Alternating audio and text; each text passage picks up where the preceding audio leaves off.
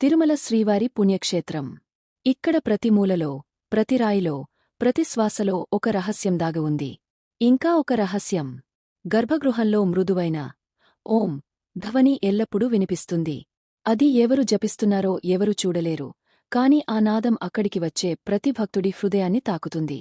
పర్వతంపై పూయించే పూల సువాసన గర్భగృహంలో మాత్రమే ఎక్కువగా వ్యాపిస్తుంది. అదే పూలు బయట ఉంచితే ఆ వాసన అంత బలంగా ఉండదు. ఇది స్వామి సమీపంలో ఉన్న దివ్యశక్తి ప్రభావం అని విశ్వాసం. ఇంకా ఆశ్చర్యకరమైన విషయం, స్వామి విగ్రహం శరీర తాపం మనిషి శరీరంలా వెచ్చగా ఉంటుంది. అందుకే ప్రతిరోజూ నెయ్యి మరియు చందనం వేసి శీతలీకరిస్తారు. లేకపోతే ఆ ఉష్ణం మరింత పెరుగుతుందని అంటారు. ఇవన్నీ కలిపి చూస్తే తిరుమల కేవలం ఒక ఆలయం కాదు, కలియుగంలో ప్రత్యక్షంగా మహావిష్ణువు సాక్షాత్కారమిచ్చే స్థలం. కోట్లాది భక్తులు ఇక్కడికి వచ్చి ఆ దివ్యమహిమలో తలవంచి తమ మనసు, ప్రాణం, ఆశలను స్వామి చరణాల్లో అర్పిస్తారు.